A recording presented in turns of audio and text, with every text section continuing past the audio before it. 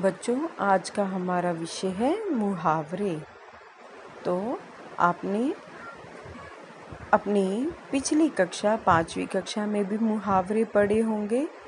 तो हम इस कक्षा में भी आपकी पाठ्य पुस्तक हिंदी व्याकरण में 1 से लेकर 20 तक आज मुहावरे समझेंगे, सीखेंगे। तो देखिए, मुहावरे का क्या अर्थ होता है।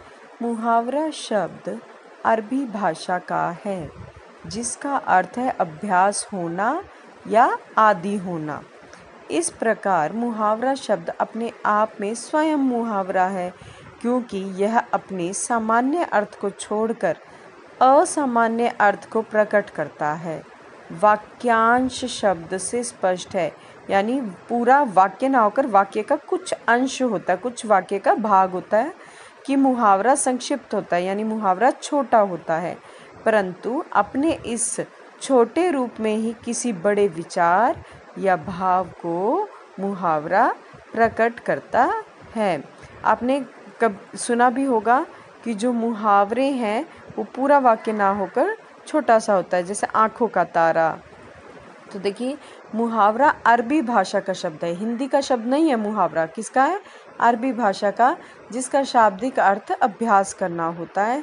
हिंदी में ऐसे वाक्यांश जो अपने साधारण अर्थ को छोड़कर विशेष अर्थ को व्यक्त करते हैं, उन्हें हम क्या कहते हैं? मुहावरा। मुहावरे का अंग्रेजी अर्थ ईडियम्स होता है। क्या होता है? ईडियम्स। जैसे उदाहरण के रूप में देखें, अकल पर पत्थर पड़ना, अर्थ क्या हुआ?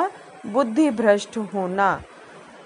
वाक्य में प्रयोग करके देखिए, विद्वान और वीर होकर भी रावण की अक्ल पर पत्थर ही पड़ गया था कि उसने राम की पत्नी का अपहरण कर लिया। अब हम आपकी पुस्तक के मुहावरे देखेंगे। पहला देखिए, अंधे की लाठी एकमात्र सहारा।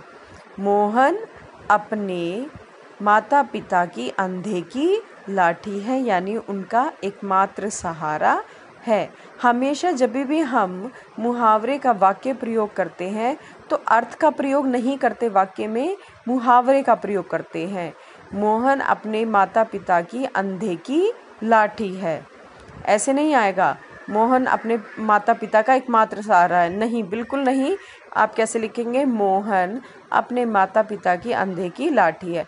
अंग अंग ढीला होना, बहुत थक जाना। परीक्षा की तैयारी करते करते उसका अंग अंग ढीला हो गया। आगे देखिए, अंधा होना, बुद्धि खराब हो जाना या बुद्धि भ्रष्ट हो जाना। अंधा होना का वाक्य देखिए, तुमने इतना बुरा काम कैसे कर डाला? क्या तुम अंधे हो गए थे? यानी क्या तुम्हारी बुद्धि भ्रष्ट हो गई थी? आगे देखिए, अंधों में काना राजा, मूर्खों के बीच थोड़ा सा बुद्धिमान नेता। वह 8वीं पास होने पर अपने घर में अंधों में काना राजा बना हुआ है, यानी परिवार में बाकी सब कम पढ़े लिखे हैं, केवल ये ही है जो 8वीं पास कर पाया है।